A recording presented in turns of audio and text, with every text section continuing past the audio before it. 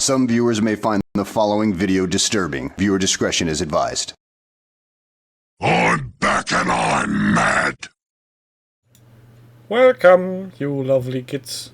Or as some weird person on the internet just told me, every English person is a wanker. Hello Jerry, welcome to this very hot and steamy episode. Can't dispute that. That's alright, I've got a fan. Yeah. If it gets particularly hot, the fan will go down to the ground and be pointed at my ball sack instead. Yeah. Also, I can't get up today because from the waist down I'm naked. Because reasons of heat distribution. Welcome, Crispin, Panzer Kaputt, Goram, and Demon Sub. Peoples. Hello. Peoples. Peoples are the worst, as I have That's what they told. tell me. I have a question for the group before we start. Yes? How long is too long for a playthrough video? Because we played that Guardians of Fire game, and there was a comment going, yeah, that's too long. I Do think it half that time. I think that depends on how much I'm interested in the game as such. Correct me if I'm wrong, but I think the Star Wars Legion playthroughs were almost as long. Probably. I would imagine so. Those didn't strike me as too long. I didn't have time today to watch that other playthrough you just mentioned, but I guess it depends on how impatient you are. I'm just curious. So either you want and went, a proper playthrough with everything played out, or you just want a battle report. Yeah, I'm curious. But given the fact that YouTube is now launching the dreaded Shorts as an extra app in another 100 countries, I'm guessing the length of videos is going down. Oh, Panzer Kaputt. We all know a wank is always too short. Okie dokie. So today's YouTube 5 minutes. Wow. Yeah, that's never happening. Anyway, I'm not thinking that there's any feasible way of getting playthroughs distilled that much that they would drop below an hour if you actually play it for 2 or 3 hours. Also, who was that young man in the video? I've never seen him before. Che? Yeah? Che. You have seen him before? Did I? I don't know. Depends whether or not you watched the 40k weekend. No. With Flames of War one. No. Because he was at both of those. I think it was the 40k weekend. He was doing the Custard Marines in gold. I spent some time insulting him on camera. But he's a local lad and he started working part-time in the store. I was like, fuck it, we'll get him on for some videos because I think he's a big fan of Rainbow Six Siege. Yes. So we got him in for that playthrough. And I was like, fuck it, I need another body. You, Shay, you're not doing anything. Close the shop. Just sit there, look nice, occasionally insult Justin, and everything's fine.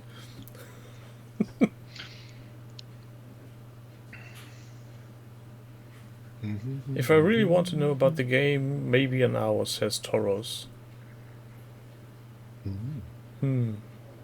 I think an hour should be a minimum requirement because, again, depending on how simple or complex a game is, you need time to get through all. But then again... Must be me. Maybe I've got too much time in my hands. I don't care what length a gameplay video is. Because I'll just go, oh, there's a gameplay video, I'll watch that, and it takes as long as the game takes to play. And that does me. Yeah, and if the game... To be fair, does it make sense to watch a distilled version of a gameplay if you're wanting to play the game by yourself? I don't think so, because maybe you're missing important steps that, for some reason, then spoil the fun for you. So... it's fascinating, and nevertheless. nobody's forced to watch these videos, so... No, they are. Based on the YouTube comments, they are forced, and they hate every minute of it. And probably they also made YouTube go at a quarter speed. so that it's even more longer. Well, that's a good way of doing it. That's better than 10 hours of 9 cap. Oh, Sure. God. That's exactly what 9 cat sounds like. Well done, you. Yeah, let's look at projects, please. So first entry of the evening, Vimy Rigid Vignette, if I read that correctly, by Firelock22. Yeah, but somewhere in France, so it's probably not Vimy. Vimy Rigid Vignette. Because they're French and they often leave out most of the letters in the word, allow you to guess it. It's a very short project. Yep. Oh, yep. Very short. Shockingly That is complete. underappreciated. There we have a set of Canadians heaving up the hill. These are 15 mil? No, they're 28. Oh. Just on a big base for thing. Belgium, France, all the same. Oh, see, the one on the right just had the idea that he left the stove on and he needs to get back home very quickly. Sure. Let's go with that. I don't see any blood, so he must be slapping his forehead. It depends what time the vignette was captured at. I mean, if the bullet is literally just entered and hasn't even gone out the other side yet, that would explain a lot. You think Firelock would be so an evil person to make a almost dead people diorama? Well, maybe he did. But yeah, it's quite nice.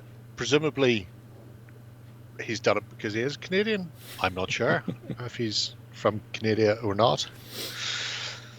But apparently that was a big deal for getting 4 Canadian corps together to go and see off the Ballyhuns. I'd say this is probably the shortest but most illustrated project we had in a long time, if you go by a text-picture ratio. Oh no, I'm all for it. 100% behind that one. Yeah. I Nice imagine his battle reports would be rather interesting as well. Because we need battle reports. Still haven't gotten anyone. Yeah, it's terrible. People are terrible bastards. Well, we've still got the... I mean, there's the Rangers of Shadow Deep one, but I just have to dole those out on a rationed basis because it's all we have. So there you go. But anyway. Oh, Demon Seven, how did you... Short and sweet. How did you find out that I watched Big Live? Maybe because of my sexy video I made? Big Clive is good. He's no Ralphie. No. No, he's not. But I've found his... what did he say? Sextillion? Sextillion. He's awesome. I always get the cringe when he's carbonating alcoholic drinks. You know, you've got to have a hobby. Somebody has to do it, I guess. Well, not so much, you would imagine. But, he does it anyway. Next, does it anyway. Spanky Taz. What can 1 kilogram of PLA filament print? A lot. Do I want it? I don't know. Who knows? But this one was interesting because it's not the only project Spanky has up at the moment. I haven't bothered linking any of the others because people can find them via the medium of his name in the thingy. Yeah. Some of the other ones he's done is how much does it cost to print a thing? Which was a very interesting read because at first I thought, okay, he's going about and probably is calculating only his local prices, which may vary differently. But he went out of his way to make sure that at every point he said, your mileage may vary. Local prices are different, especially power. Yeah, there's an awful lot of maths in that one as well. So that was interesting. But he has been diving into his 3D printing and decided to do a bit of printing to show people the sort of stuff you can get and how much you can get out of a roll. And while it's not something I'll ever do myself, because, I have a life, not much of one, but some, it was fascinating to see just the extent that you could get through with PLA. Yeah, there surely is something to be said about the how do you put it? The way PLA printers use material is a very not sparsely, but efficient. And since most of them don't need as many supports as their resin printer does, and their resin printer is more or less having a wee bit more offset, or what do you call it? Sure. Surplus material that is printed but unusable. Yeah, wastage. Wastage, thank you, that's the word that was hiding from me. Yep. That's a lot of stuff here. Yeah, you get towards the end. There's a big picture where all the stuff is laid out, and you kind of see everything. And he explains the settings used as well. Also, I don't know if it's in this or if it was in the how much will it cost you, where he's explaining some things like the nozzle size changes how much you use, but also how quickly things are printed. So that may have been in the other one. I think that was. It was fascinating to look at. These remind me of the Fallout terrain pieces. Yeah, sure. That's no, they're a thing that exists. What if you went the cheap way, going, yeah, we'll make files, print them out yourselves. But it's a not insignificant amount of terrain you get from one spool. I also quite like the fact that you use the base plate thing, the grid that they print to support, and he keeps all of those to use as like gratings and stuff for sci-fi. Just got like a dump bin full of these little sort of supporty grates. So, So 1 kilogram is 15 to 18 pounds. Did you at some point get information from this blog how long it took him to print all this? Which would be... Yes, it does say, I think it says in the description, like so many days and a lot of coffee to produce it. It's like 3 days and a bucket load of... No, it's not there. It does say in there somewhere. To work on the principle, it was like a weekend's worth of constant printing. When one thing comes off, another thing was ready to go on. Several days of caffeine fog. There you go. Knew it was in there somewhere. Yes. It's interesting. I do know that more and more people are 3D printing. Yeah, for some weird reason that had a influx on the hobby. Which still is cheating, technically. It's all the cheating. All the cheating all the time. So I didn't see this project, but I read the other one where he's crunching the numbers for cost of minis, and that's really a rather interesting read. So if you want to get yourself into an argument about what's cheaper, buying a $200 printer and then some plastic and print all the minis you want, or buy a $200 box from Games Workshop that's not available anymore. You do you. Next project then is Something Blood else. and Plunder. Oh yeah, let's do that. Challenge of 4 armies. That's an empty one, for me at least. No. Did he? No, he didn't. Ignore that. Move along, people. Next then is Dust Warfare Half. So Mischief. Oh, this was the conversion he did, wasn't it? Yes. With all the really nice color modulation. Yes. if you can't remember, scroll down, you'll see all the really nice color modulation from the airbrush that has then been covered up with whitewash, thus covering over all the color modulation. Let's see there. This is where we ended, where he just primed him, and there's a very green and angry looking walker. Yeah, you know, you'd be angry as well. Why? Because they painted him green? Yeah. Oh. And if you're part of the Soviet army, you know, I'd be annoyed. Presuming a Soviet, some form of ally anyway. So he's now trying to make it a wintry look. Yes. Very wintry. If you zoom in, if you ambiguate one of those, either of those, that one's a quite good one. You can see quite a lot of the whitewashing that has gone on. Mm-hmm. 2 coats of whitewashing. And pigments. And splattering and pigments and all sorts. And I appreciate it does now look whitish. Mm-hmm. But I also feel, like he said himself, the look has gone away. The modulation has gone away. Potentially, that's going to be pulled back. Maybe. Would that be easily done? Depends what he's applied with the pigments with. He could do it with water. Then he can just take them right off, then varnish it, or airbrush cleaner, or some form of thinner will remove them as well, depending.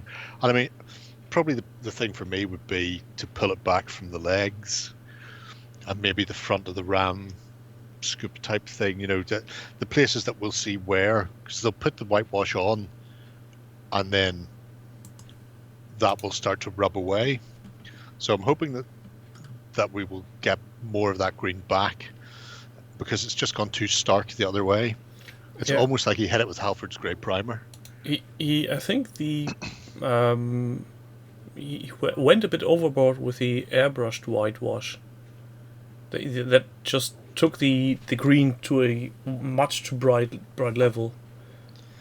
Maybe if he have left out that step and just used the pigments as a splatter on. They look like British in the back. I'm so confused with dust. I have no idea what. Yeah, and it says Marines. It feels like Russian. It says Marines. It says Marines. British. Go figure. They could be. And the star isn't the star usual something from the Americans? No, stars just the generic ally don't drop bombs on us signal. All the allies use the star to mark their vehicles. But the red button thingy on the crane. Or the rondel. Oh, isn't that British? That's very British. So this is a very British walker. More likely to see on a plane of some description. So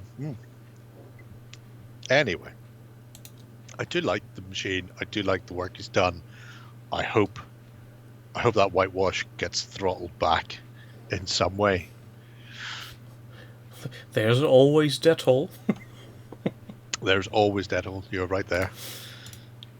If they're going to shoot at the crane, that's fine. It means they're not shooting at the tank or the crew, which are more likely to go away or explode. So shoot the crane. The crane is the least vulnerable part of that machine. Oh no, the crane's dead. Oh, what a shame. Time to leave. Please hit a hard target, not the soft, squiggly ones running around. I mean, you know, time to go anyway. Yeah. Next project is Manowar Elfleet Print and Play by Neujatat. Yeah, I remember looking at this when he was starting off doing his Man of War isms. Yeah, and he did a lot of printing. Yeah, the elves are, I think, finished now. And he's going on to a fleet for his friend, although I haven't seen Gaz start a project for that one yet, so time will tell. But they've come out quite nicely. Yeah. His little elfy fleet. Look at them. I'm still a bit confused about the design because they look very fine and nimble, and then there's this lump of a tower top on top of the mast. Blame GW. Yeah, of course I do. Who else would I blame? Well, you could blame whoever designed the ships for printing. Yeah, but they were just taking their thing from GW. I was about to say, I think they actually looked like that back in the day, if I remember correctly. Pretty much. Pretty much. And wasn't there also a capital ship with a lot of towers? Yes. Many, like a whole city. Not as good as the Nagroth fleet that had the Black Ark with the massive skull on the front of some sea dragon. Oh, yeah, I by remember. massive, I mean holy shitballs, that's amazingly big. And that cannot be either A, buoyant, or B, watertight. Why is that there? Black magic. Apparently. But Apparently. I like the amount of painting he has managed to get onto these little tiny ships. That's gas for you. Well, just look at the is shiny lunatic. parts down here, the gems. Yes, he has painted all his gems using the special gem painting technique that was taught to us in the old High Elf book many moons ago. But I will point out he hasn't done any shading or highlighting on the bone design on the actual sails. Like they're pretty much flat bone now. No, what you get in the gems you lose on the sail design. Embroidery, I suppose it would be. Embroidery. I also like the fact that all of the pennants from the towers are different colours depending on the squadron. So you can go Lilac Squadron, Aquamarine Squadron, Blue Squadron. that sort of thing. Red Squadron standing by. And And at some point there's Black Sheep Squadron. Yeah, that's... But a stonking project. Nice to see it all done and dusted and finished. And again, if he has finished the armies, and maybe even finished a second fleet for having battles, we need better reports. Yeah, even in Man of War. I mean, I'm not fussy, I'll take anything. Man of War's way over there. Too far away for me to reach. I'm not done yet, so next I will be moving on to make some terrain for playing. It's decided for a 4x4 water themed map. That's bigger than I expected.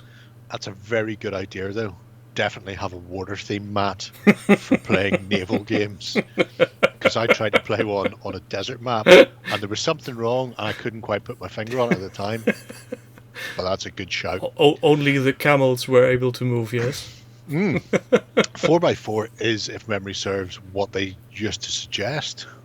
They never really went smaller than 4x4 or even 6x4 for GW games. So 4x4 feels a bit large. But then again, I never played Man of War. No, you've got, once people start moving on the wind, if you're playing on anything smaller, the first thing that happens is you hit the side of the board, and when you hit the side of the board in Man of War, you explode.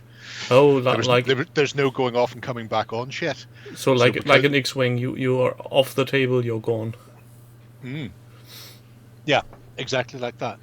Which I quite like.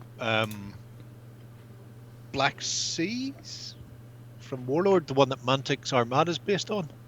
Hang on, I'm just grabbing the Man of War rules to check.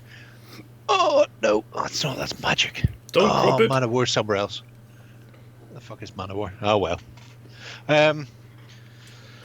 Yeah, in both of those, when you hit the side of the board, you park the ship there, and the next turn it comes back round.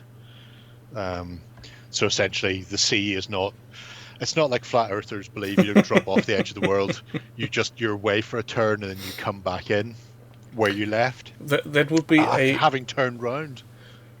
I've just got an idea for a very interesting naval battle game board by, if you take Discworld and you make it a curved shape on one side and then a large fence so that nobody drops.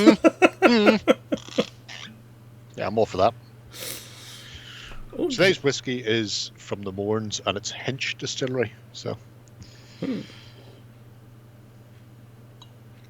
you go. Just so you know. you're trying to make me all thirsty again. Blood and plunder at sea. You scroll the board along. Is that oak and iron, or is that actually blood and plunder? Because that, I can kind of see it happening. Is at sea different from regular blood and plunder? Because I know you can physically get off a ship, fight a land battle, and get back on a ship all in the same game, and have seafaring battles. So board scrolling would make you keep right. So is blood and plunder. Sounds like an interesting mechanic. I assume they're alternate rules or something. Advanced rules, possibly. Well, if it's specific, so if it's solely a sea game, right? Okay. I imagine that way you can simulate tides at sea, not just wind. Yeah, but you wouldn't be doing it in a game where there's a landmass. Yeah, You of can't course. scroll the board, is what I'm getting at, Panzer. It's not a standard rule, because if it was a standard rule, you'd never be able to hit land, or you'd hit land and then everybody else would keep on, unless you've got so much room that you can physically move land masses on tables at the same time. Having a scrolling board for sea battles. Or maybe you just have a very large board and a frame. It would need to be a fucking amazingly large board. Those ships are like this big. And then you have a frame you just tug along on this frame. Good. You put it on a hostess trolley. One of those ones, that you can wheel along and just go over your lap when you're sitting in the chair. Put the land on it. Just roll it back and forward as the ships do donuts in the middle. Let's go on to the next project, please, before I get hungry. Donuts. Some nuts. I had almonds earlier. Painting random models from Spay, Dark Angels Company Master. That is one of these models where I always ask myself, what the hell went through the designer's mind when designing that helmet? He thought winged huzzas are cool. And then where's the bike? What if I put wings on his helmet? Wouldn't they be terrifying? But he needed a bike then to be a winged huzzah. Ah, no, he doesn't. Not at all. It's fine. It's all fine there. That's an interesting fellow here.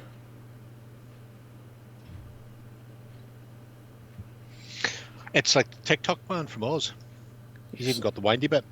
Although he's got it at the front where he can wind himself up. Unlike the TikTok man who, as we all know, died of death because he couldn't reach his own mechanical thingy. Or maybe it's a two-stroke engine and that's the starter pulley going. Could be. Could be like, was it Kronig in Hellboy? Had to wind his heart up. I think so, yeah. But yeah, the Graphs be doing weird and wacky things, including a Mel. Oh, look, a Mel. Oh, happy news. Was it yesterday? I think yesterday, where Mel posted a status update that he's back in the studio starting making videos again. Cool. Which I really, really, really missed. Yeah, and this is Mel as we know him, his favorite jumper. Also, my lovely wife got me chocolate coffee beans. Oh. I'm never going to sleep again. Sugar and caffeine. The other white meat. And it's dark chocolate. Add that. Best kind of chocolate. We even have a Lloyd shop. I wonder what he did with the second head of Mel. With his furry animal hat thing? Yes, with the lovely hat. Dunno. In the bits box, I'd presume. Maybe someday we'll see it on a Space Marine commander. I can't. A Tech Marine. Can't be any less. Yeah, Tech Marine would be good. Any less On- real than anything GW would come up with. A Tech Marine diorama where he's building a small 40k table. Sure. Just go full Inception. That's a Didn't they do a thing where there was like a bunch of commanders standing around a tiny, like a heads-up display, and it was a table? Mhm. Yeah, just put him in place of one of the heads on those guys. It would look like he's playing a game. But it's a nice selection of stuff that the Graph Spee is doing. It's a very much all over the place. Oh, it is his project of randomness. So, just things he has, things he wants to paint. So you go from the 40k to the Mel to the Super Fantasy Exploring Dungeon Ninja Pop Sodas, which I'm pretty sure is the name of that. EA plus Alpha. The base toppers, I guess he used the They're Green the Stuff roller World bins. roller. Yeah. See, they've got a new one coming. And what's on it? Some of the same shit that they used to have, but it's a handle with a smaller roller so that you can steer, so you can like roll paths and stuff rather than trying to roll out with a pin. So fascinating. Look, He's a quite talented. it's Chaos Sorcerer. Yay! It's Chaos Warrior. Yay! Hero Quest. Santa Claus.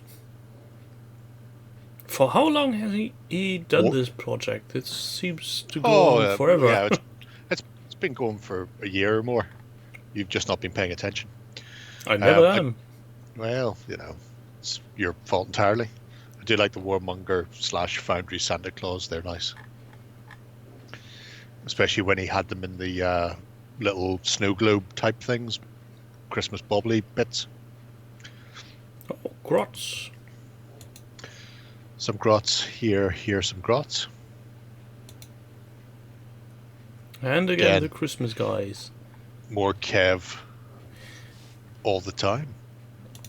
Yeah, I really would like to see them come back in a big fashion. Proper grots. I'm guessing that will not happen soon. Of course they will. They will be called grots though, in case grot could be trademarked. They'll be called grotulationins. Gnurts. Some weird combination of letters that nobody can pronounce. Everybody will keep calling them grots. It's the way to do it. It's the way to do it. The reason why the base topping of the miniatures jumped at me is yesterday while we were role playing. Yes. You get this.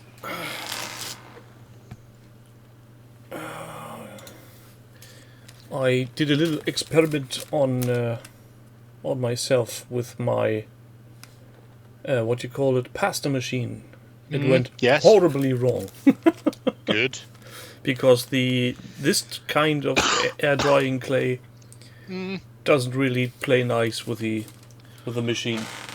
What type of air drying clay was that? Was that DAS? No, it's not DAS. It's a synthetic for that. one. They didn't have DAS available. Good. Oh, Dutch, thanks for reminding me. AMBG streams with Star Wars is Wednesdays and Fridays, so there's no hurry today. They do stream on Tuesdays, but that's just the other game. Shit. What? Oh, the other game? Marvel Crisis. Marvelly Crisis-y Protocol. Yeah. So, back to the project. Need to hit some buttons. Yes, you do. Yeah, And if you don't, you'll get cut. What I would say is, I do like the rollers, and they are very effective, but they are laser cut. yeah. So you can see the striations, and I can't help but feel if after he'd rolled his bases, he'd gone over them with a brush with acetone on them, or even with a wet finger, and just rubbed out those striations, it would just look a little bit better. Yeah, But you know, can't really argue with it. that would have been the better part of it. Would have been, you know, woulda, shoulda, coulda, didn't.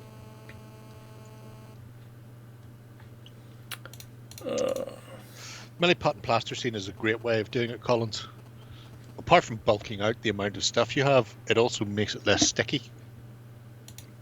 Whereas Milliput by itself has a tendency to adhere to every bit, including the plaster. I seen somebody use a or make 3D printable roller pins. I was wondering if those are any good when printed quickly, or if they're on these the stripes would be even more noticeable.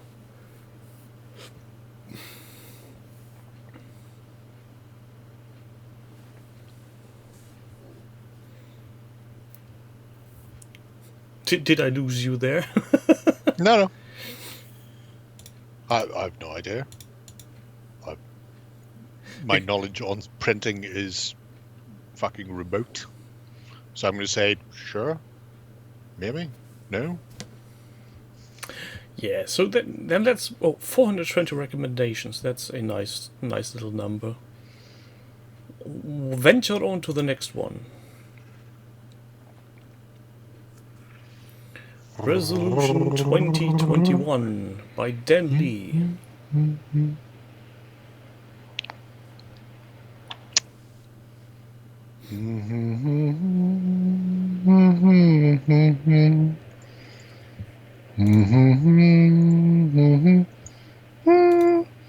So, what did he do? What did he do?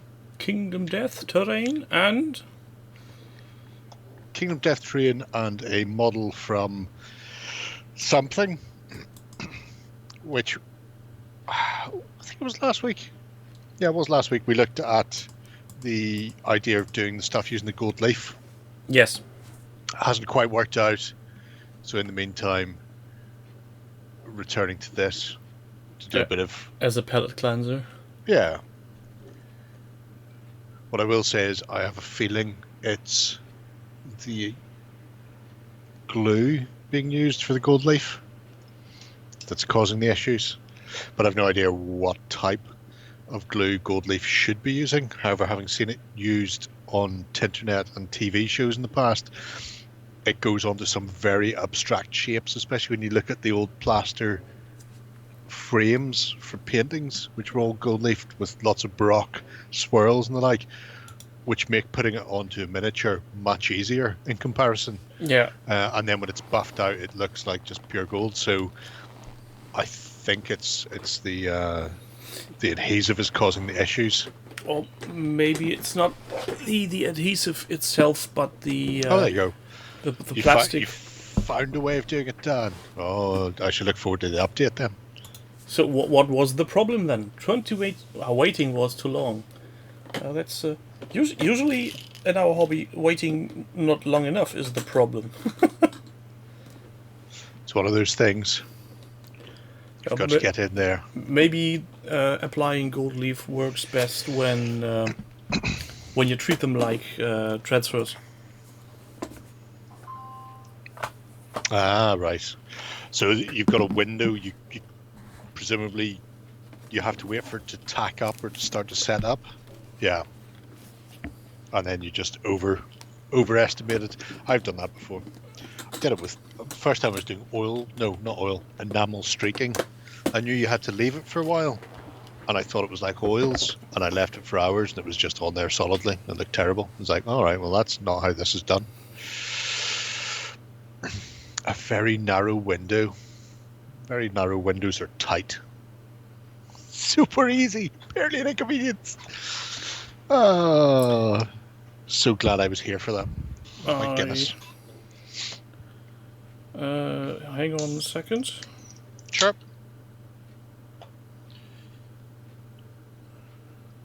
Was it all going wrong? Are you leaving now? I don't know. There seems to be some sort of problem at the company. Oh, We will be back in a second. hackers.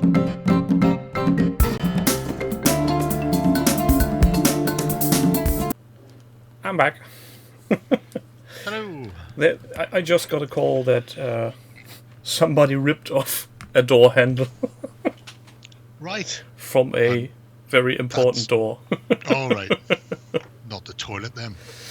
No, there's a big outdoor portion, so there's enough toilety space. Did you change your mic? No. You sound a bit different, to me at least, but... Pass. I imagine it's Skype deciding to do something. Yeah, possibly. So, where were we? We were looking at... Oh, now to find the thing. Terrain. And Dan Lee said he was too patient, that's why his gold leaf attempts failed. But now, since he knows how it's done properly, we are eagerly awaiting his new projects being done properly. Time will. I mean, because this is the thing, when I seen it initially, and I think I talked about it last time, that it looked like he was going to do it a la the Raging Heroes renders, alabaster, colour and gold. However, we see practicing model lady has got actual real paint on her in places. So is that what you're doing, Dan, since you're in the chat and can answer us? Are you going for the Raging Heroes stylized look, or are you actually just replacing gold paint with gold leaf? That's very funny. You grabbed your beer and the sound quality improved. Maybe you've tucked your microphone a bit too far away. No, I've moved the mic. It's just there. it's sounding normal again. It's weird. That good? When I do that, tap it. No. I would love to see the render look. Hi, McGothmog. Goody. Because we've said it whenever we've seen any of their previews, and we've looked at it, and it's that alabaster, gold, and color. So the Greeks with the blue, or the Spartan red, or whatever it was on it. It was so striking. And you're going, wouldn't it be amazing to see it done just like that? It would be, definitely so difficult. curious. Yeah, the gold leaf is going to be the issue there. Was Vallejo the one that had this very, very shiny gold color? Yeah, it's in there. It's alcohol-based metallics. They're amazing. It's the range is called liquid gold, even if it's a silver, copper, or bronze. It's still liquid gold. But oh my god, you need to be quick with them Because the alcohol evaporates. And if it's a hot day, all you're going to end up with is gunk on your brush. Okay. Now the current range of these, I was talking about these earlier actually, the metal color airbrush paints, which are water-based acrylics, they are probably the best metallics I've used to date that aren't the alcohol-based ones, with the benefit of not being alcohol-based, so easier to work and apply. I haven't tried the molten metal, I want to say it's called, by Dark Star. I haven't tried their range of metallics yet, which I've heard good things about, but that airbrush paint is fucking sensational. Oh, And well worth the money. and there will be a new contestant in the range of airbrush colors. Because Army Painter just released the video of explaining how they went on to create airbrush colors. Wow. And Did they just thin down their current colors? no, actually they didn't. And they made quite a point of explaining that they didn't. Right. And I'm fascinated now. what I actually like is the fact, and I hope I didn't misunderstand that in the video, that every bottle comes When with they're its, Danish. with its own agitator ball included. So you already have so- an agitator inside the bottle. So like Meg then? Could be I never had any Meg in hand. Meg stuff's awesome. It all comes with agitators in it. It's very handy. Which is a thing I might say I would like to have make every manufacturer do? Demon, yes, it will separate very quickly on your palette. When you're mixing it up, add glaze medium. The binder in glaze medium doesn't need to be a huge amount. It will slow down. It will still separate if you leave it for ages. I just use a Vallejo glaze medium, weirdly, but any glaze medium will do the job. It's essentially just a medium binder, but thin enough to allow you to do transparent layers. That is a winner when using not just the airbrush one, any metallics, because the metallics work because they've got a metallic pigment in them. They have like aluminium normally because it doesn't rust, and it will fall, and that's what causes the separation. The binder in that keeps them together a bit longer, so it's well worth picking up a bottle. You heard it here, probably not for the first time. No, I wouldn't imagine so. And we experience it all at some point or another. At least I have, when opening the wet palette and seeing the nice shiny bolt gunmetal being a blob of black. Next project then, please, should be an interesting one, because this is something completely different. A short one. Hobby Gaming Table by Puntje. Sure. Well, he's Dutch, so that J is probably pronounced like a... Anyway. Yes, it's true. I think you're thinking about a G. No. When they say goedenavond. They're all the same. G's, J's, they all look alike to me. However, this was a bit mental. And so it was like, oh, this definitely has to go in, because this isn't just a fold out. You're looking at that going, oh, he's got a table. Oh, it's got leaves on it, like all dining tables have. No, not alone. A brainstorming session with a neighbour whose company is about office furniture. They came up with this design. And this isn't just a gaming table, which looks very nice, mind you, as a gaming table. But it also has some form of motor and hydraulics, so it can be raised or lowered depending whether you're sitting down to play like a board game or playing a war game and require to be standing, so you can raise it up to a comfortable height for your gaming. And it was like, this is too awesome. Why would I not look at this? This is something you need in your life. Yeah, I used to work for the civil service, and because the tables were all so low, because the civil service just buy in bulk for tiny people instead of normal sized people, it caused me issues. And I'm trying to remember what they call, not health and safety. Some form of health monkey came along. Workplace safety. Yeah, that type of thing. And what they did was they put my table up on bricks, essentially. They just got blocks of wood that were about 20 centimeters square and put it on my table. So you'd go in and all of the office tables were like butted against each other to form little islands. And then you got to our team and there was me raised up above everybody on fucking logs. So you're standing on your table, which has been jacked up, and then Sam comes along and just walks under your table. That type of thing, yeah. Well, he would have hit the back of the desk, unfortunately, Been trapped in there. Very, very short, but I thought fascinating and interesting. If anybody has, ideas for doing tables like this, or have been considering doing a table like this, there's somebody who's had it done, and you could probably pester him to find out things like how much and is it any good? The thing is, these occupational health, yes, Panzer, that's the fuckers.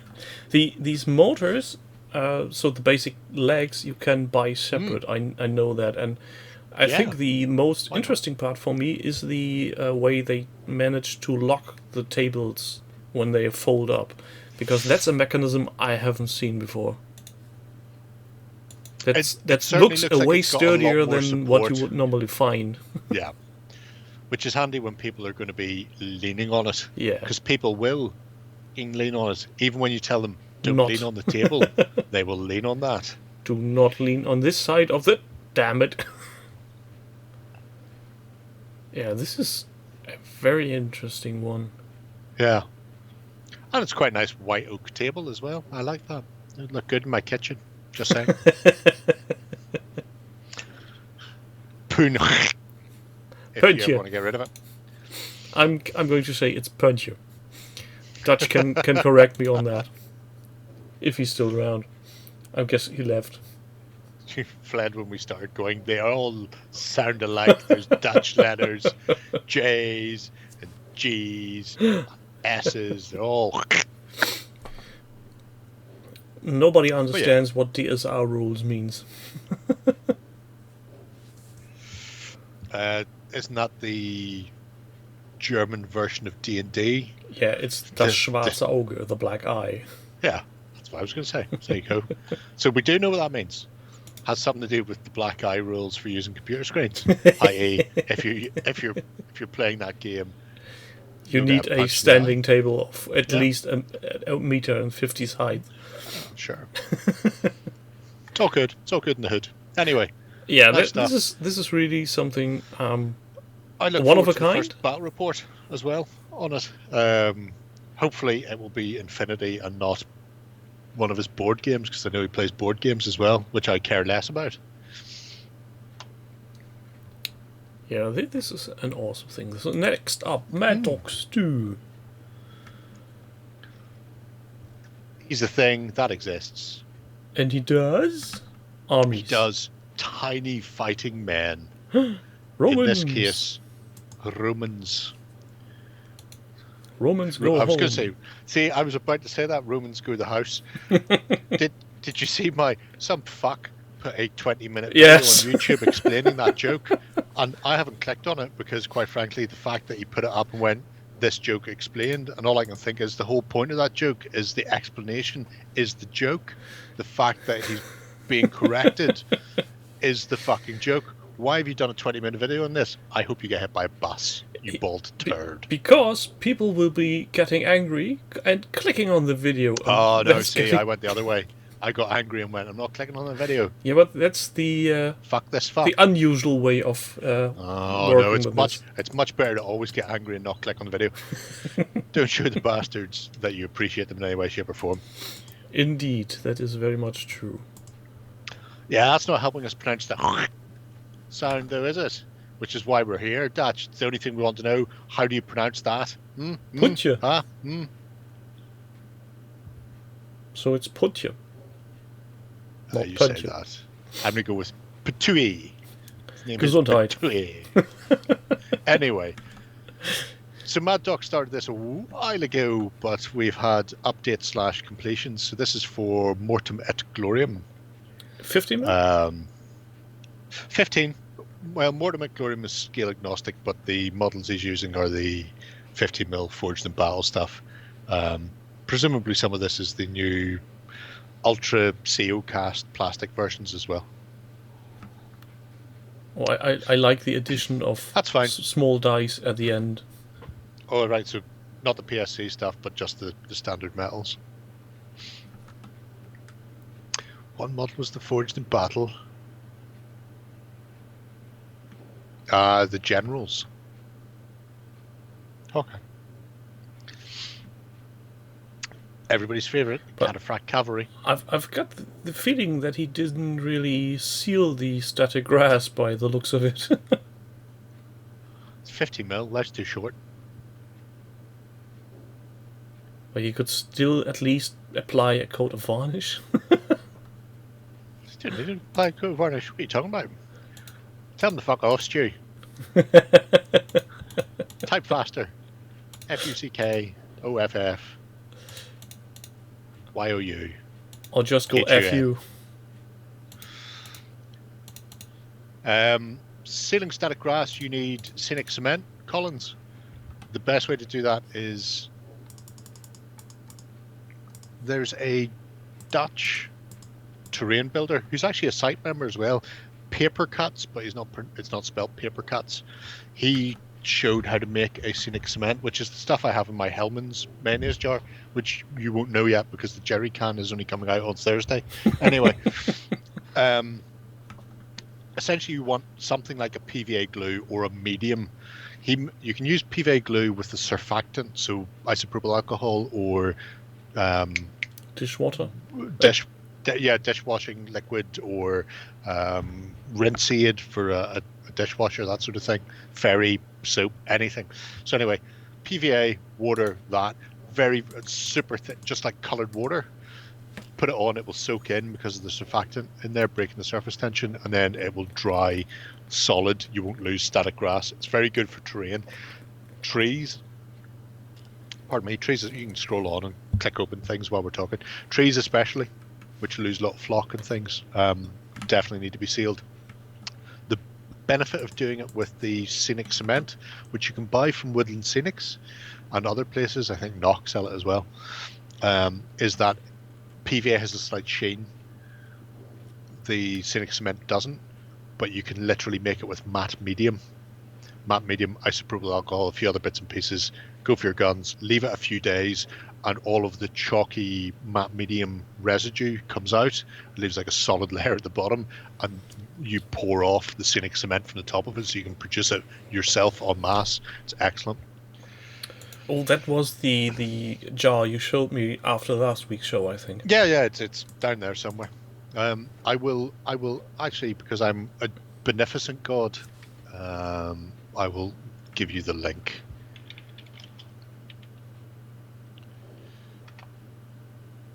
Oh no, there's somebody making it with other things. Lesser people.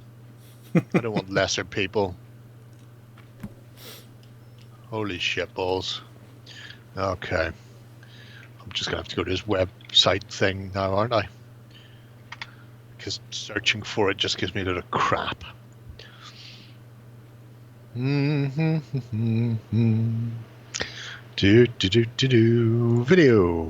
Thank you. We'll let you know. Next vicar, please.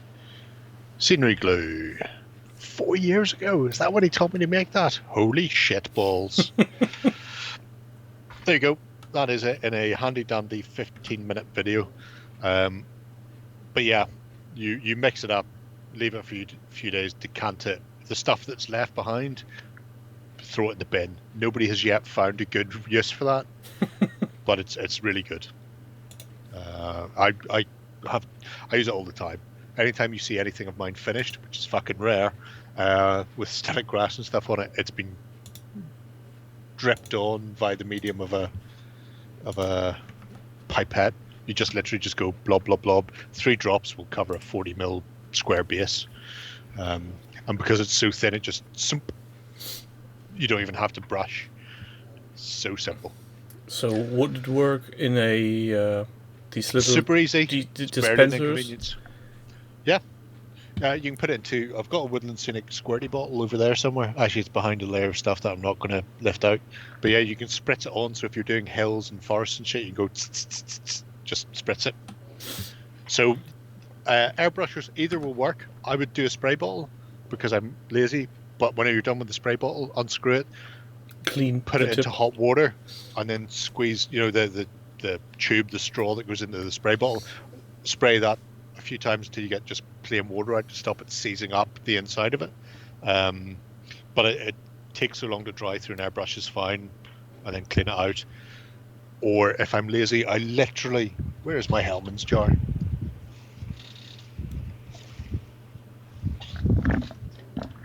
Oh no!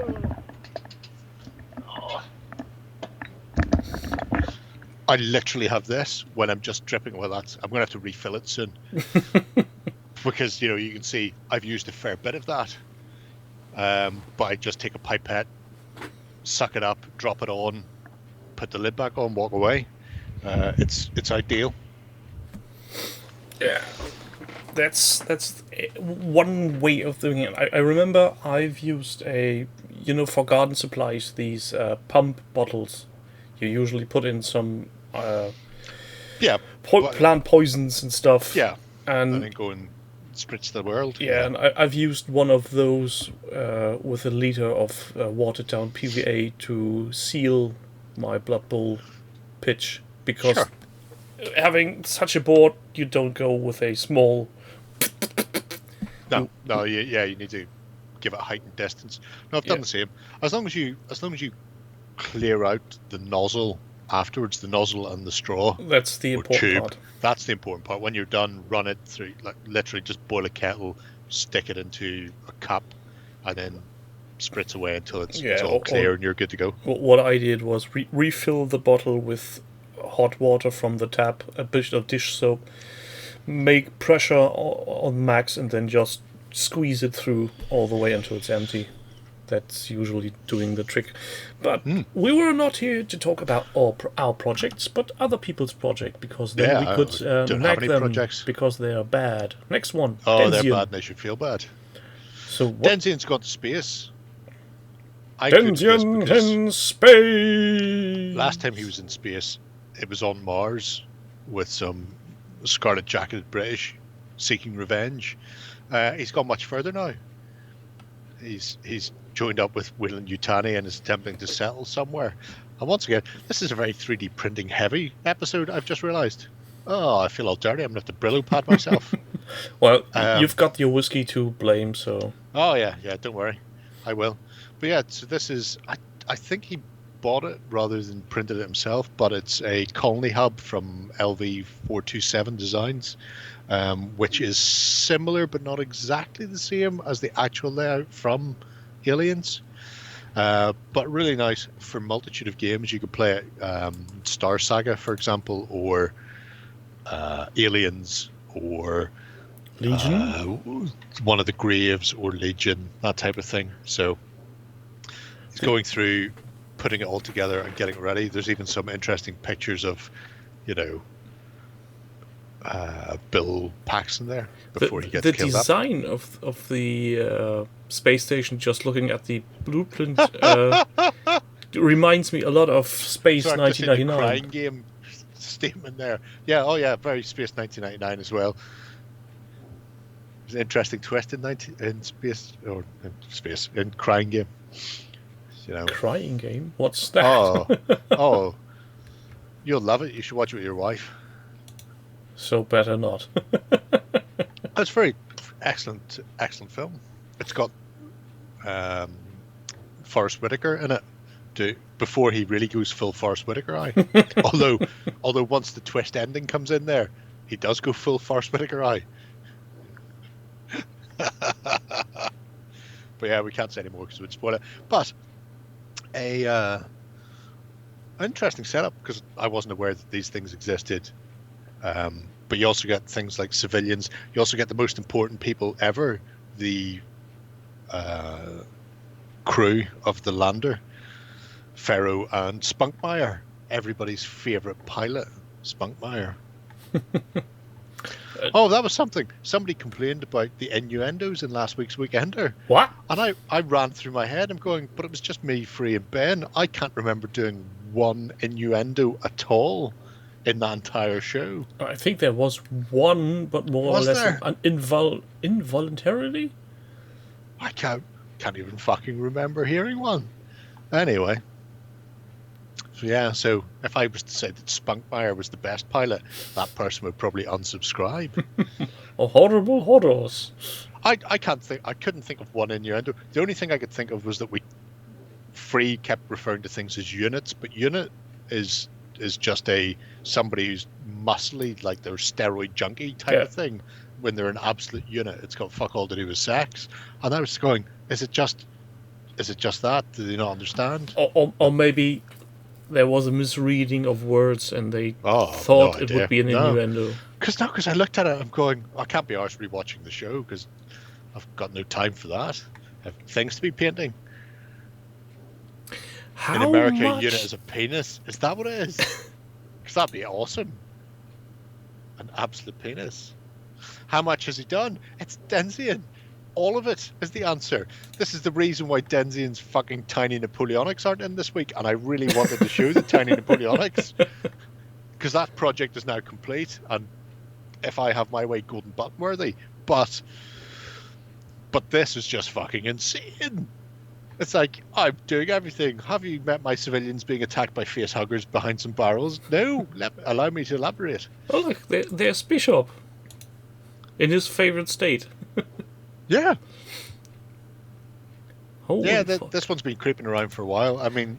I know we all had when we were younger, we all played with our toys, reenacting movies and TV series we saw.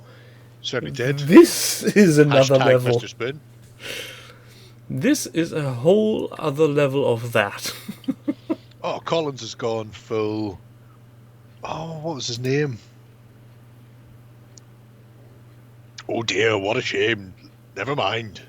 Windsor Davies. You've gone full Windsor Davies on us, Collins. Nice. Never go full retard. Anyway, yeah. So this was just here's a bunch of stuff that he's got, along with his mug. There is more to say on another page for people at home who have not been paying attention.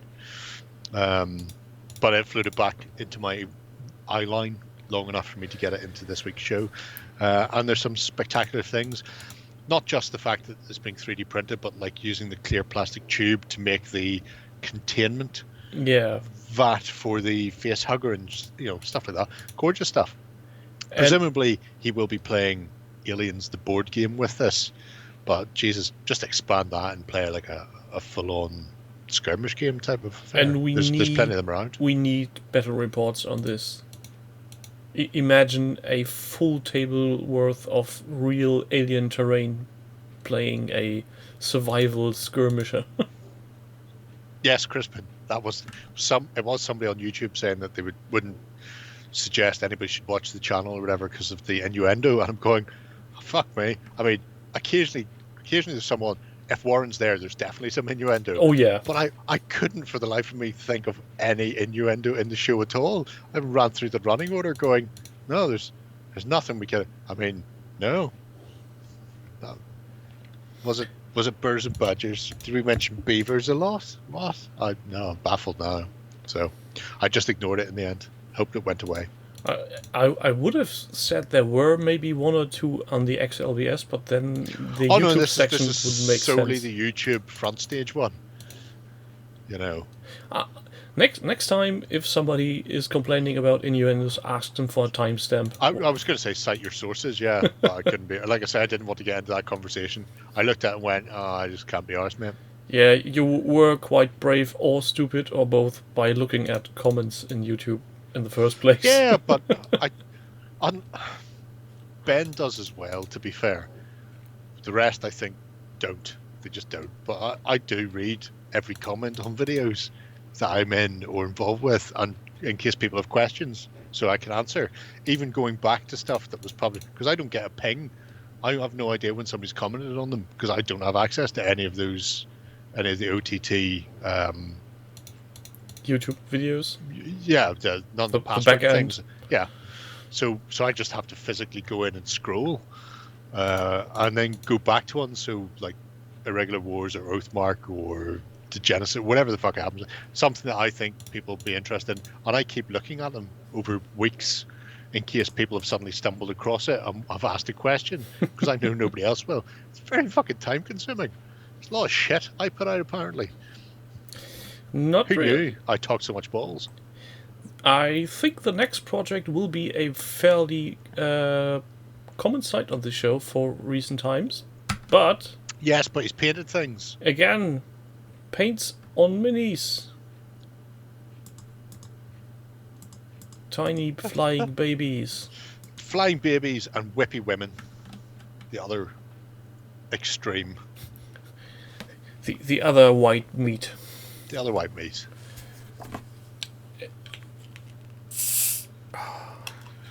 Oh no, he's hitting the heavy stuff now. That sounded carbonated. Has Big Clive been there? Anyway. I don't hope so.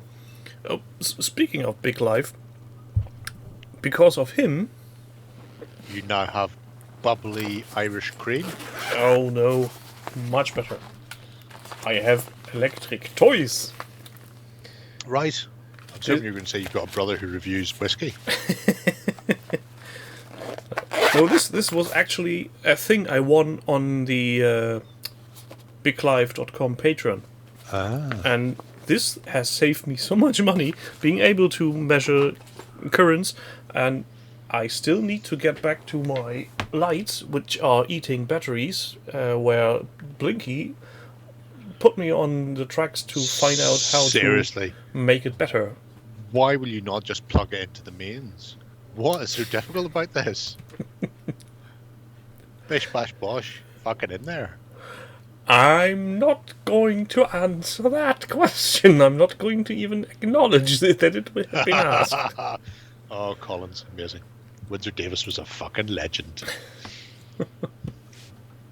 Even when he was running an antique shop, Windsor Davis was a legend. Anyway, so we're staying with the cherubs to begin with. Yes, cherubs with... I used to have some of these. In fact, I've still got some of these blister packed when they used to be metal.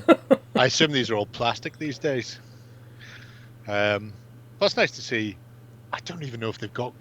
They used to be able to buy them for Inquisitors as retinue. So I don't know what way 40k accepts cherubs these days. Object markers? It could be. Could be that. Turn counters? They may still... I mean, I haven't bothered with the new Sisters Codex because I have one from 18 odd years ago and it's still perfectly fine. I can read all the words on that page. But it's nice to see a bunch of flying babies. I mean, if I'm going to war, I would like flying babies carrying melted bombs on chains. What's worse than baby skulls, baby anal beads? To be much easier to insert. To be fair, Crispin, the anal beads, not the babies. Calm down. But maybe he meant baby-shaped anal beads. Oh, well, that would be. Especially if they were crawling, arms and legs out. Be like barbed. Lots of ways to catch. Oh, that'd be horrendous. But we also have this... people think we're not taking this seriously. We also have this Whippy Girl. So, Sisters Repentia are sisters who have been naughty and are having to atone for their sins by losing all their armor, and are given a big sword and sent towards the enemy. And there's generally a sister who's in charge of them, who carries a pair of whips. And in a Russian style, if the sisters are not advancing quickly enough, they'll get a quick flick from an electro whip to get them on their way again. So presumably that is what's going on here. I think that is a Slaneshi Demonette model.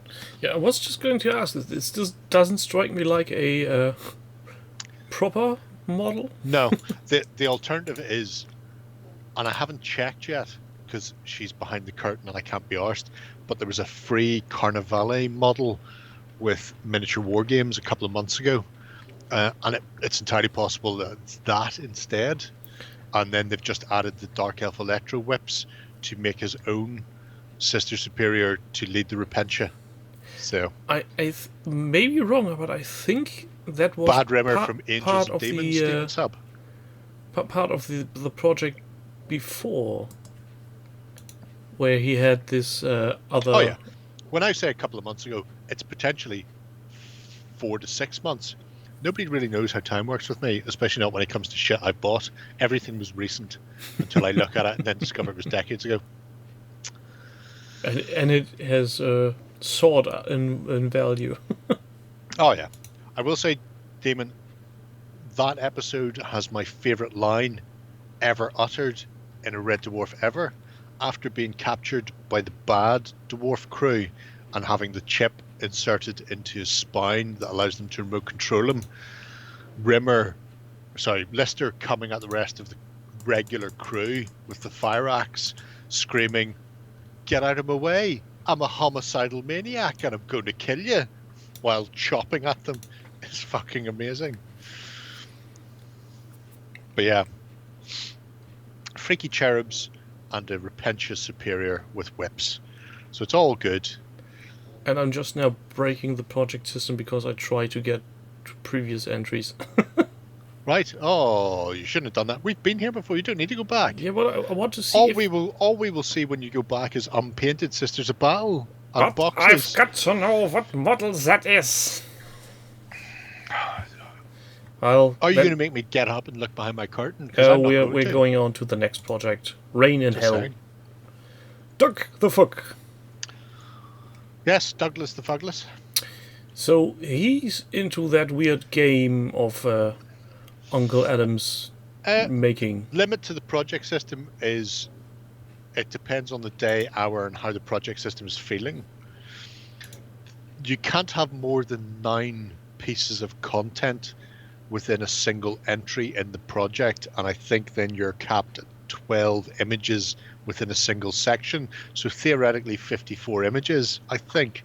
But if you do that, I'm warning you now, that'll go fucking wrong and you'll be very annoyed.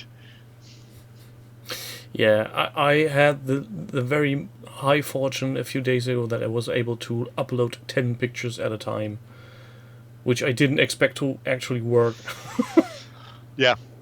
Although occasionally they'll clear out some sort of cache somewhere in the back end that fills up for no reason, and things get very quick, very fast, and it's just a joy. You can just go, I'm just going to upload these 10 in a row. If you are going to do it in one entry, so say it's like you specifically want all of this stuff to be grouped together, do an entry and then edit it, add another chunk, save it, edit it, add another, and just do it bit by bit. It'll all go into the one entry for other people to view, but you won't have a crash on your hands. Yeah, like Colin says, 3 images at once is a good number that's working reliable. It's a brick, yeah. To be fair, I still fucking 7 or 8 at a time and then just sit there and pray. The only time I find God is when I'm uploading to the project system. And when it works, God has found you. He answered the phone. So, wow. Coming back to this interesting game that Uncle Adam has devised. Yeah, so Demons Fighting in Hell. As we know from Doug, whenever he does something, he generally tends to be... what's the way I can put this? He is a completionist in that it won't just be pictures. There will be a warband with a story and list building, so you get the whole gamut when it comes to actually what's going on. Also, what he isn't is standard. So just because he's got a demon, for example, there's a demon, that demon doesn't come with those wings, or that beastman doesn't come in that pose, or that demon doesn't come with X, Y, or Z. I'm not saying he doesn't occasionally use models as provided, standard, but he does really like to individualize his projects and his warbands, which is one of the reasons I love him. He's great. So there's a lot going on. I mean, that is probably as close to you get, although I'm still not certain about the axe that's on there. But the Bestigor looks like he's fairly standard. But some of the other ones look a bit wibbly. You know, a little bit wee, they're gazers. Yeah, and especially in games like this, where we have very small warbands, I think it's a large benefit of having very individual build models, so that they don't look like you just took a piece out of a larger army cake and slapped it on the table. Yeah, that's very well said, I suppose. It doesn't look like he's reusing something that he already had painted. These have been done specifically for it, and we've seen it with the Graves, Star, Frost, and Ghost, Blood and Plunder. Literally anything Doug does, it's all bespoke to that system and that warband. And it's not just here's my swordsman, here's my healer. It's here is Rick Douglas, the 3-fingered swordsman from Brocka, who lost his other 2 fingers in a duel when he was 12. And there's a whole backstory normally with them as well. So, which is what I love to see. The whole point of playing a skirmish game is to build these stories around your warband and the people in it. And he takes it to an extent. I'm shocked he hasn't actually got into brutality. If you ever watch it, maybe Doug's the person who watches this back on YouTube. That would make sense. Doug, if you're watching, you should get into brutality. It'd be right up your strasser. Just saying. Did you ever find yourself interested in Radiant Hell? Not really. Not that I didn't think it was an interesting game or premise, but I have a lot of hell-based things. I have... Hellboy? Well, no, not even Hellboy, like 1664, where it is, Europeans attempting to go to hell to ruffle stop the shit out of the demons they find there. But actually having factions of demons fighting, you're going, well, it's interesting. I've so much else on my plate that I don't really see the urge. If I was going to do it, I could do it with brutality. And then it wouldn't matter that I was using demons because my opponent could be using fucking Stargrave Warband or robots. Because it is just an unusual blending or merging as some ancient fucking Babylonian goddess goes radio rental with all of time and space. So a bit of Age of Sigma, but in 4 dimensions. Could be. I don't look at Age of Sigmar because it makes me nauseous. but brutality's good because as like Cthulhu, because we all know I love the cock, and in Call of Cthulhu, as time goes on, your player is likely to start losing their shit, and in brutality, every time you die, you don't quite come back the same. It's like being used as the CPU in a shadow vessel. When you're taken out, you're never quite whole again. And likewise, in brutality, that causes issues over time. So that's quite fun. There's a slight wear and tear. Do I have Witchfinder General? Which Witchfinder General? The Hammer Horror? In which case, yes, I do. With Vincent Price playing the Witchfinder General. Or that song by Saxon. Wow. Well, let's get on to the next project then. This is Oath Sworn, the user, not the game. And he does Imperial Knights for 40k. And the project picture is already interesting. Yeah, this person's got a bit of time on their hand, and I've used it to put green stuff onto flat surfaces and individualize his tight one. But not just the tight one, other things as well. And there's a lot of sculpting going on with this. Oh, yes. No, don't have big. Yeah. Somebody has definitely been using a lot of green stuff, all the green stuff all the time. For those playing at home, that is the sculptor from Burrows and Bradgers, so you may now drink.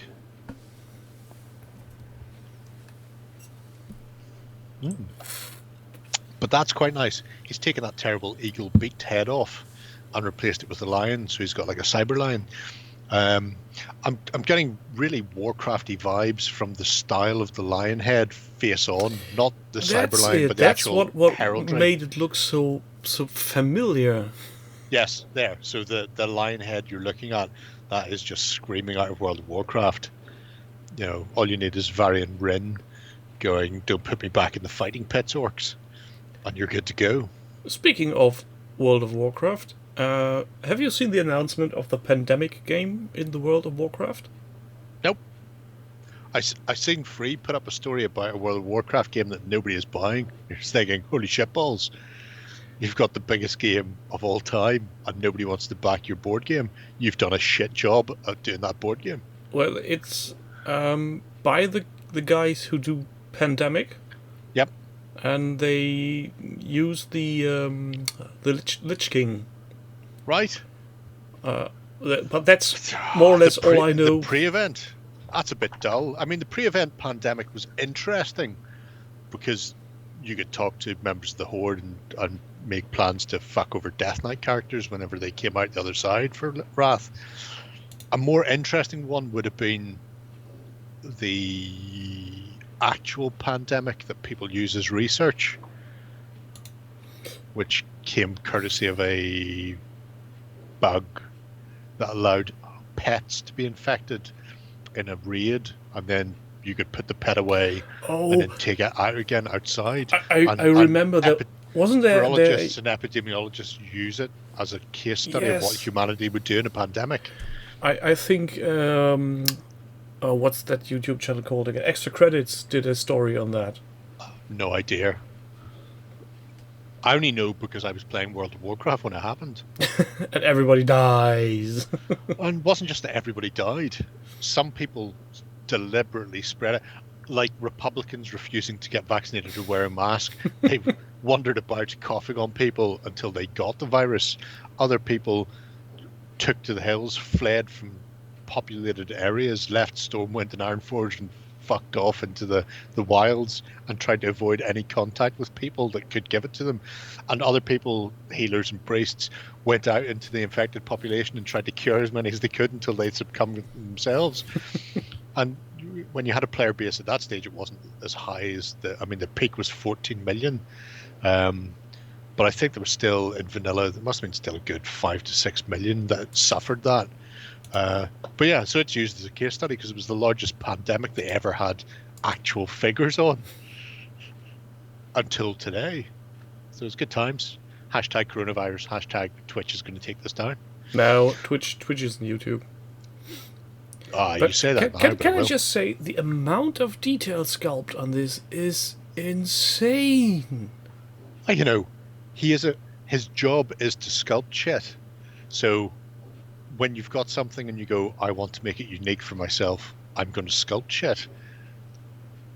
Go nuts, mate. It's not like he's not us.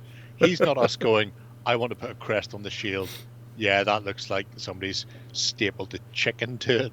That's fucking horrendous. That's coming off. We're never talking about this again. You know, the plans go in, the detail is done, and then the work is just sculpted over the top. I quite like his Djarin styley Mandalorian as well. Yeah, the pilot, because I'm pretty sure he changed the helmet to look like I don't know if he deliberately did it to change it to look like a Mandalorian T helmet. No, I think it's just a dagger. Yeah, you say that, but I'm choosing to believe that is a Mandalorian T style helmet. Yep, and the because armor, if you look at the thigh guards, yeah, the armor has that Mando feel. I was going to say it looks like something from Fallout. Right. See, I've never played Fallout because I have a life. Says the man who played Warcraft since vanilla. I wasn't going to mention that in any shape or form. But if you look at it, it's got the wrist-mounted rockety type things like the Mando would have. It's got the same. I mean, the thigh pads and knee pads have the similar shape to Din fucking armor. He looks like a Mando. He should be a Mando. Yeah, he could simply make him look like one. But I'm what guessing I will say is, though, he's never getting that helmet on past that eyepiece. Probably not.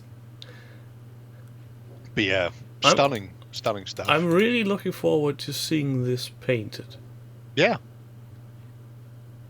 I think maybe he won't bother. This is one of the miniatures, quote unquote, that you could simply put on a display stand and say, "This I made. This is mine." And I made this. Like Greg Everigan from nobody BJ and the Bear, would ever dare to challenge you on a game with that because they wouldn't dare touch it. They might touch it. Filthy hobbitess. Filthy casual gamers touching all the good stuff. Filthy casuals. Parry this, you filthy casual. Kabang. Shall we? It is really well, enormous. I had to do something to bring balance. The yin to tyranny's evil 3D printing yang. Also, we need some 40k content to appease the almighty algorithm. Right? See, Does that work? We did Gvulu, now get on with the next. Sylvaneth. Yeah. Isn't that Games Workshop as well? It is. This is true. Don't worry, Crispin, it won't for this because nobody watches this. Actually, 2 people watch this. Lena and apparently Doug, we've discovered is the other person. And Hi, Doug. Horatio. But Glenn's a local lad who has been in the school of Jerry taking pictures. I have no idea what you mean. Those are very sharp pictures. Although that first picture, I'm pretty sure he superimposed the Breville glue into it. Because it seems to be floating there and not attached to the ground or anything else. It does. That's not right. But yeah, Glenn's that is definitely, there's no way that glue was there, or the tree has been photoshopped over the top. I'm so baffled as to what's happening. Anyway, Glenn's a local guy, plays some Legion, plays some Walking Dead, plays a few different things, also has Age of Shitmar stuff, which has been kicking about for a while now. And he's been doing some more work on the Sylvan Kin, so hunters, dryads, tree men, whatever. By the looks of it, he's embracing contrast poppy colors. Yes, but when you see the final look, they don't look as shit as you would expect. The poppy colors go on first because they're then covered up by subsequent layers. So the dryads there are a particularly fine example. Once all the wood and greenery is on there and the basing is done, you're only really seeing the poppy colors in the eyes and mouth. Likewise, the hunter, it's only there for his magic bow, like I was going to say Bobby, but Bobby was the little fuck with the unicorn. He was the cunt ranger in Dungeons and Dragons with his magic bow. Jeff. Let's just call him Jeff. Anyway. But it's interesting if people are planning on doing tree kin of whatever type, dryads, tree men, tree herders, ents. It's a really good painting guide for any of those, using a variety of contrasts and then also the various types of flock and stuff to add to the branches, bases, to give that sort of grown look. And it's really well done, which is what I like about the project system, because occasionally you can go in and see something and go, I'd really like to steal that for my own army. And you can, because it's broken down step by step. Hank, that was the one. I was close with Jeff, Soap Dodger. It used to be here, right fucking beside me. But I've replaced that with Mantic Kings of War books. But I used to have the complete Dungeons and Dragons DVD there, including the final one that was never filmed that some fans made the animation for. That's so bad. Oh, it's awesomely bad. But at least you get the fucking end of the story. Yeah. But it's now in the other room because I took all my DVDs away because I needed more room for rule books. Anyway.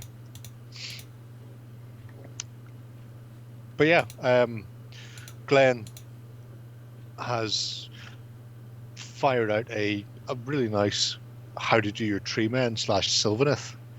I mean, if you don't want to do Sylvaneth kin, you can use it for other bits and pieces. If you are just looking to do that, it's similar to the GW box art, but using the contrasts and the various bits and bobs to replicate it. So it shows what you can do when you put your mind to it and break out some inky type paints. You know, you don't have to be the greatest painter in the world. You don't have to be Jakob Rune-Nielsen, spending all your time doing feathery blends, or Cujo, to get your stuff onto the tabletop. You can do it very efficiently, and I like that. I have a little notebook where I just write the paints and the paint range they come from down. I like how he's actually had the little spot colors in, so you can see how it's going to go. Yeah, this is one thing that's an advice you hear over and over again when professional or long-time painters give advice to newbies, that they say, if you're making something and you want to replicate that later on, take note of what you are using and what way. And I always think to myself, yeah, that's a pretty good idea. I should do that. You should. I, to this day, have never done that. But you see, because, you know... And I know I'm not the fastest painter in the world, which means when I come back to my Saga Crusaders that I started, I think, 3 years ago, when I come back to do some of the rest of them, I have there the list of what paints I used to paint those fucking Crusaders so I can replicate it. If the paints are still available. Oh yeah, no. The important thing is you don't use GW. I cannot stress this enough. That's Never a fair ever point. use GW. They are wankers of the highest order who will immediately discontinue a line to get you to rebuy it with slightly different fucking pigment ratio in a different pot And to a different keep the money name. flowing in. And different and a names. different name. Yeah. Do not use GW. If you have any hope of actually painting an army to completion over the course of any time, do not use GW. They are cunts. But any other company in the world, fucking Vallejo, spot on. Army Painter obviously has been going for a while. Coat to Arms has been going for fucking 40 odd years and is still doing the same paints in the same bastard names. MIG is also a long time running now. Meg, yep. AK Interactive, if you don't have issues with them, which is, few and far between. Scale, whatever happens to be. Wasn't there every other company except GW. Wasn't there also a paint range called P75 or something? Scale 75. I was thinking there was a range called P P3. something. P3? P3 from Oh. Privateer Press for their Warmer Hordes, which is that range. Yeah, that label was in my mind. So P3, they're good. Scale 75, they're good. Anybody, fucking really, any cunt with Dulux, anybody at all, anybody except GW, simply because for solely profit reasons, they will change their paint range and fuck you. I think the extreme opposite of that would be Tamiya paints. They are so anal about getting the paints similar each batch, but I think that shows fair. in prices. Yeah. I'm not a fan of Tamiya. I have Tamiya. I've got several Tamiya clear paints for various things. Crispin says, "Brain matter beige." Brain matter beige. is the way to go. Approved. See it again? Approved. That is how you make your miniature top notch.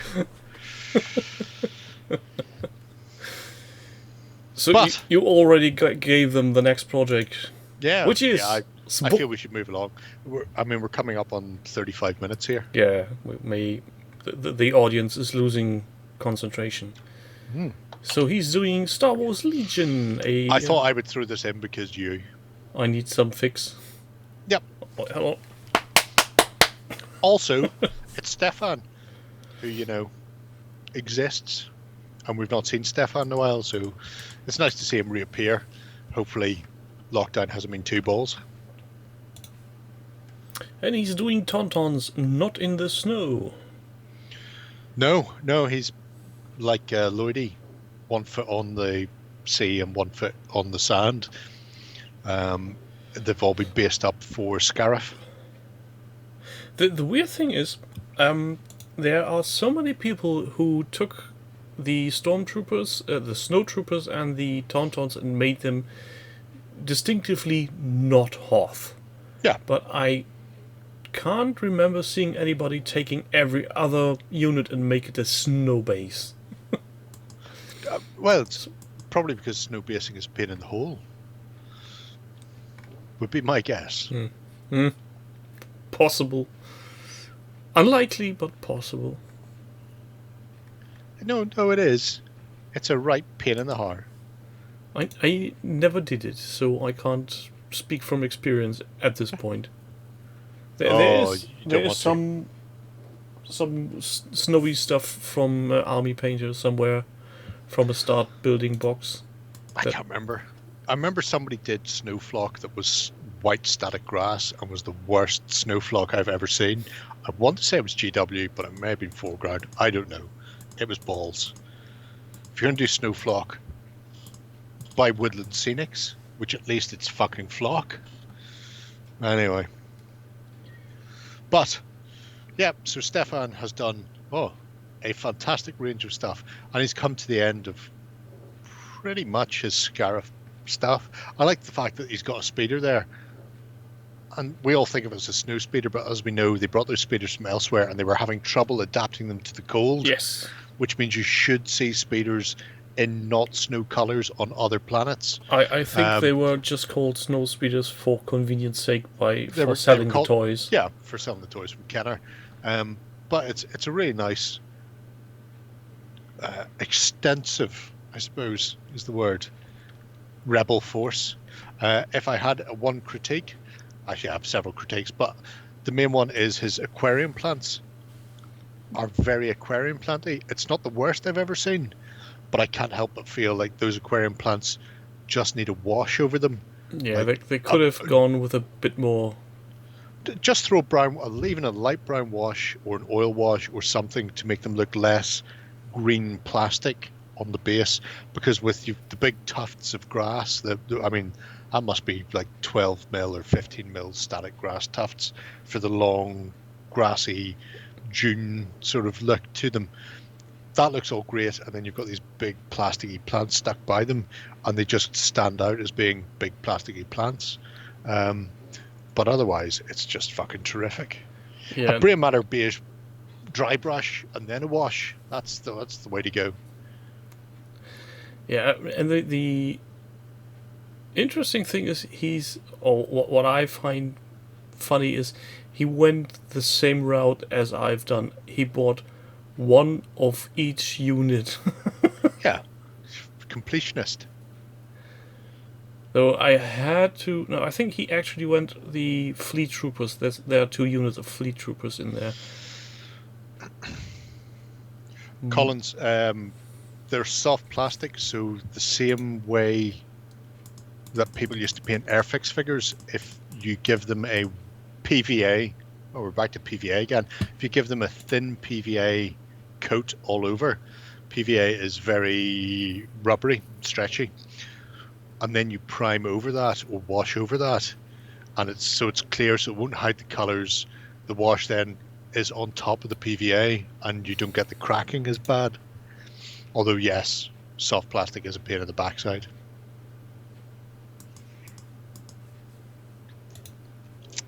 Depends what I'm painting, Crispin. Sometimes it goes on neat. If I want it to be super dark, I just eyeball things, and then I'll test it on something that's either not going to be seen or is at the back of the figure.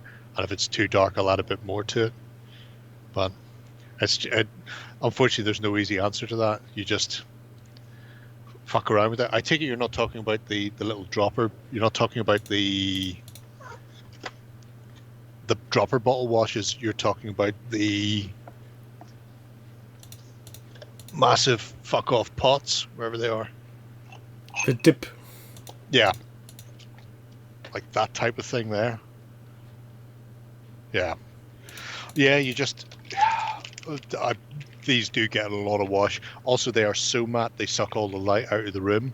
So, you find yourself stumbling around in the darkness. I've never seen anything as fucking spear. Steel spears.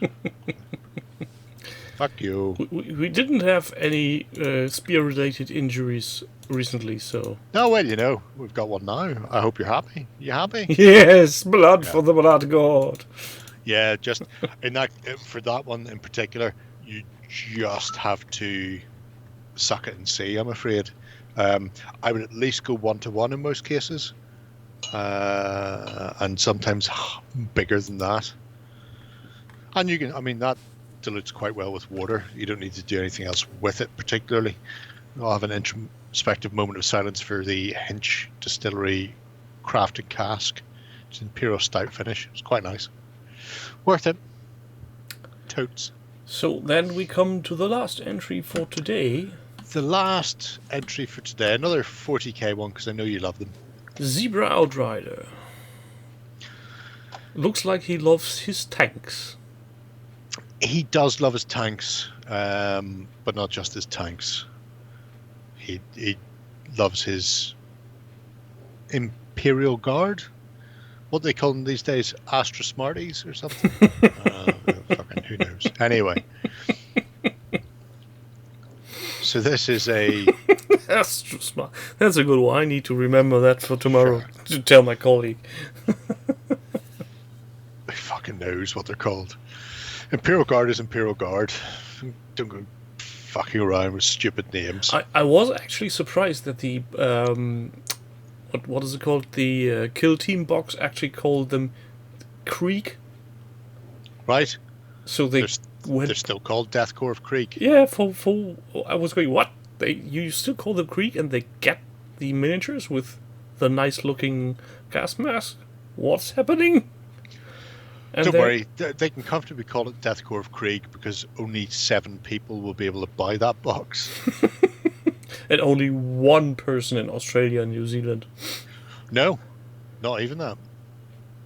Because the company went, we're not fucking importing that. That's going to cost us, one box is going to cost us more than we'll sell it for.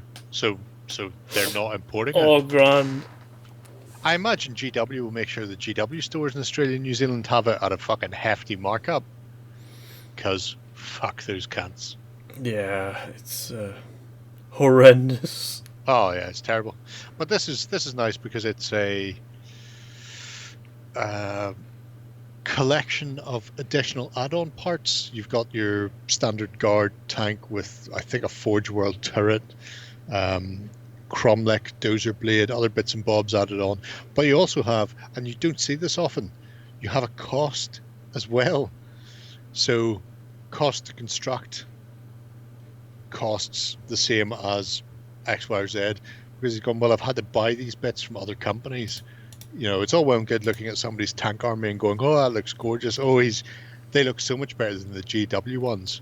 And then you discover that the reason they look so much better than the GW ones is they cost 5 times the amount because it's all resin. So I like the fact that he's running a cost total for what it's costing him to upgrade, adapt, and Enhance. Individualize and enhance his guard force. It's not just I've done this because I've got all the money. It's like you can do this as well if you're willing to spend X amount, and if you're not, then fuck it. You can go lower or higher. The streetlights are £2 each second hand from a bit seller. Fuck the streetlights then. Don't need those. They can fuck off.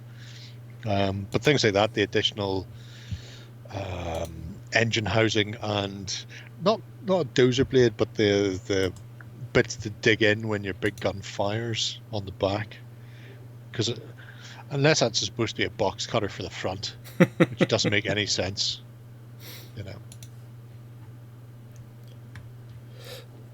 Yeah, that's... Yeah, the personal cost thing is interesting. So, because I talk about the shit I have, and people are going, you've got this, you've got that, and you're going, yeah, I do. And you're thinking, well, if somebody wants to replicate this, and they haven't been collecting and hoarding shit like a squirrel for 30 years, decades. then it's going to cost them £20 for this model for that particular part. And it really, I think it highlights how expensive it can be to do this sort of stuff. Sometimes people look at it and go, oh, that's so much better than what I've done. But if you go, it cost me £150 to do this platoon on top of the cost of the fucking tanks, you go, oh, that is quite nice, but it's not really something I'm particularly worried about anymore. Yeah, it's... And I think that's one point that keeps some people out of certain hobby areas, because they look at these huge armies and think, that's amazing, I want that too. And then they took a quick look at price lists and go, I'm never going to afford that, because nearly nobody tells them, yeah, you don't have to start with a 3,000 point army. You could always go start little, or maybe buy secondhand. I see that a lot, and I know Lawner keeps talking about, putting in timestamps of how long base coating took something. You should be putting in it like a timestamp, telling people how long it took you to base coat these miniatures, so they don't get wrong idea about a painting tutorial that takes 40 minutes, whereas it's actually 3 hours work. You're going, well, it took me 22 years to base coat these models. Is that really what you want to hear? No, it's not. the fact that somebody's displaying a whole army and they're going, well, this looks fantastic, but it's going to take you years to get it, that's different from what you need to actually get something gaming, whether it's 40k or World War II or Ancients or whatever it is. And or then that Saga, will depend, for example. that will depend on the system you're playing as well. So Saga or Clash could be much faster than something by the Lardies or a DBX style game, or whatever it happens to be. Or what I learned yesterday, you could also get standees free for games like Moonstone. So if you want to play something like Moonstone, you can literally go to moonstonethegame.com and download, print out standees, the rules, and the card decks. You can play Moonstone without paying Tom a single thing, and he'll have to stay in his Cradle of Filth makeup in an IT server room for all eternity because nobody will let him out. Oh yeah, so Moonstone's really nice, yeah. You'll never be able to unsee that, are you? Oh no, I can't. I really can't. Can't unhear it. But yeah, the cost thing is an interesting one because some companies obviously are worse than others. GW are right up there. Parabellum are not a kick in the balls off them, cost-wise. So you see a big army and you go, oh, that's fucking amazing. And you go, well, that's actually 600 quid's worth of stuff. You're going, well, fuck my hat. Or here's a box from Gripping Beast that cost 30 quid, smashing. Here's a box from Gripping Beast with resin add-ons that cost me 50 or 60 quid to do. Okay, that's a bit pricey. Here's a really nice V&V resin army that was 120 quid, and all three of them could be the same size, and you just go, well, there's your sliding scale of cost versus effect. And it's, if you look behind me and see all that nice X-Wing figures that started with a €30 base box with three miniatures. One X-Wing, 2 ties, and away you go. After 8 years, it went a bit out of control. So there's that. Time is definitely a factor which rather improves or increases sizes of collections. And I really don't dare to calculate what my Star Wars Legion collection is about currently. You definitely shouldn't. You should never do that. Never do that. Yeah. Oh, excuse me. Oh, I think I'll have another chocolatey thingy. A chocolate bean. Oh, that's so tasty. Like going down on an African woman. What? A chocolate bean. Glad you worked that one out. Can't hear you, old man munching. Oh yeah, sure. You go now. You go, girl. But anyway. Are we going to sleep now? Asked Dutch. Potentially. Possibly. Or maybe I'll be cutting out the large break from the middle, and if you watch this on YouTube, you're going to ask yourself, what break, you lucky sod? Wow. I had to go for a piss in the middle. That's what you were missing. I left my microphone on. It was like I was sandblasting a wall. It was good. Please don't give the kids ideas. So, everybody in chat, thank you for being here. Jerry, as always, I had a real fun time. I'm probably never getting the thought about baby beats out of my head now. Sure. I think I need some bleach or something. You go, girl. I will see you a lot somewhere in the future. Bye. Bye.